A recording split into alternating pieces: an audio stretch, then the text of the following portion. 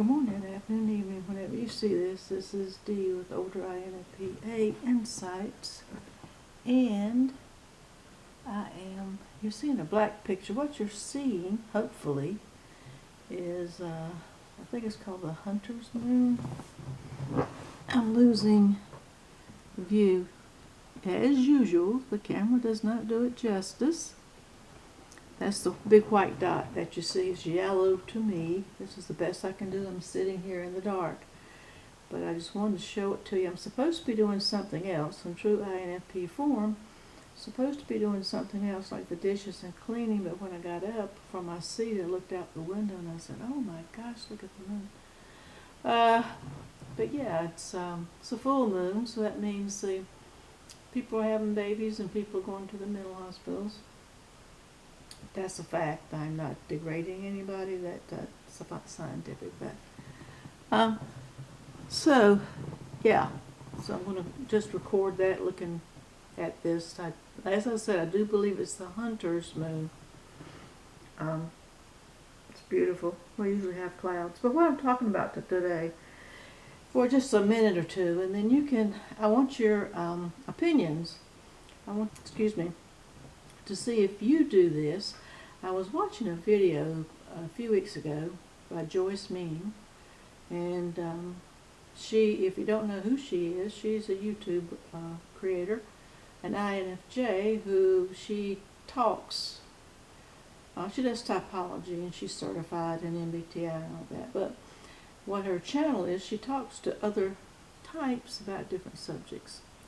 And the subject that she had 4 people. There was an INFP, an ISFP, and 2 others that I can't remember. Maybe a INTP, maybe. I can't remember the other 2 types. But anyway, they were intuitives. The ISFP was the only one who was not an intuitive. And the topic was about being able to have conversations in your head, or thinking things in your head, just not necessarily conversations. And I forgot the name of her title. I forgot everything. This moon is just, it is just wonderful to see. It's beautiful. But yeah, to have ideas rolling around in your head all the time. So I thought, up until a few years ago, maybe 4 or 5 years ago, I actually thought that everybody did this. My mind is never idle. And what I mean by that, my mind is never idle. When I'm watching TV, when I am cleaning, when I'm looking at this moon, whatever, there is some noise in the background going. It could be I'm making my grocery list, or it could be what I need to do. It could be conversations that I remembered from 20, 30, 40, 50 years ago that I wish I had said or not said. Remembering things I did. Remembering what I forgot to do for the day. Thinking what I would love to be doing in the future, like fun things, not sensory things, just fun things. I'm planning a vacation right now. That's in my brain. A million ideas came out. So for those of you who listen for the NE, the extroverted intuition, there it is right there. I'll have a spot in every every video. But yeah, those 3 of the 4 said that they could relate to that they do that. And I believe those 4 are the only 4 of the 16 MBTI, Myers-Briggs types, that do that. So we're in a minority, except the ISFP, the sensory FP, she said that she doesn't have like the conversation kind of things, like the flow of ideas of conversations. I'll say conversation, because it's a thought process, and you can tell me how it comes out to you, or if it does or doesn't. But to her, it was concrete things. She did not see, she was not imaginative. I wouldn't expect her to be, being a sensor. But hers would be like, she sees objects.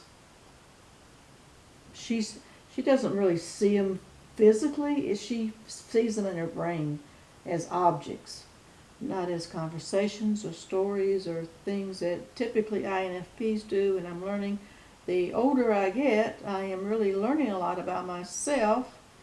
We never stop growing. Learning about myself is that accepting it, that I do tell stories and they're really long, and I don't ramble as much as I used to. I think I actually do tell more stories. There's more content to what I say in everyday life. But that comes out in my head. And it's no wonder that INFPs have the least amount of energy. But some people do say or think that INFPs do this the most. I forgot my train of thought now. I've moved on to something INFJ that came to my mind.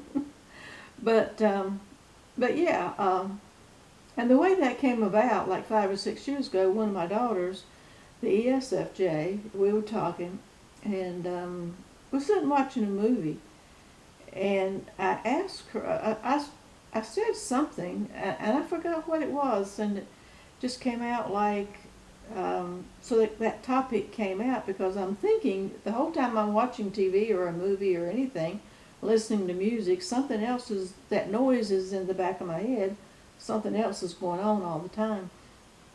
And I asked her, and it came up, and she was kind of like, what are you doing? I mean, they think I'm crazy. And I've told them to stop calling me that, but I'm different, but not crazy. And I asked her, I said, well, don't you do it? And she's like, no. I said, you can watch a movie for several hours and nothing's in your brain? She said, yeah, no, I don't do that. So that was the first hint I got that it's different, that I was different. But now with, like I said, Joyce Meng comes up, and that is a thing. It is a thing with some intuitives. Not all of them. She had 4 people on the panel, but INFP is one of them.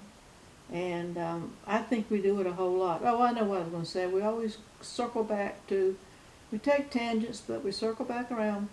I was going to say INFPs probably have the least amount of energy of all the 16 types. And like I said, the debate is, some people say it's INFJs. INFJ, INFP, tomato. That's the way I say it right now. Yeah.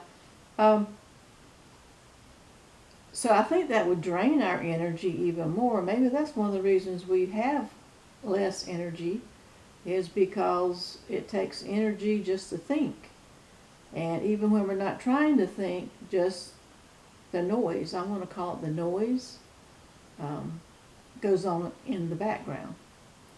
So if you hear it, if you do it, you're an INFP, know that you're normal. If you are not an INFP, but you're listening to learn about INFPs, and you know INFPs who do it, don't try to change them or say they're crazy. Please don't call an INFP crazy, or anybody crazy for that matter. It's a pejorative word. Don't know if that's really a word. I think there is. But yeah, I'm tired of being called crazy. I'm different. I know that. I'm unique. I know that. We are not crazy, and that's my boundary. That's my new boundary. So just know that and be aware of that, that there's going to be, and I say noise, in your head 24/7. And I think that's one reason we get so drained. I'm wondering about that. I don't think anybody's done a study about that. I haven't seen anything. I haven't looked for it, but haven't seen it. So what do you think? Do you do it? Do you do it in conversations? Do you do it in ideas? Do you do it Like the ISFP doesn't see concrete objects in her head, but nothing flows. Um, so what do you see? I mean, what do you hear? What goes on in your head? And if you are an INFP and nothing is in your brain, and you can stop it um, from flowing, ideas flowing in your brain, I'd like to hear about that too. And what do you do? If there's anything in particular, what do you do um, to get it to stop? I think that could, to give us a break, I think that would help. I mean, I know you can say, well, just do meditation, do yoga. I've done all that. I do meditate. I do sit. I do tell my brain to, that's what I do. I tell my brain to be quiet. But something is, the noise is going on. Something's going on in the noise, even if it's just the something's going on. Okay, that's all I wanted to say. I'm gonna have to find this record button to cut this off. If you like this, like whatever, do, and I'm going to enjoy this moon a little bit more. Till next time, stay safe, and I gotta find the button.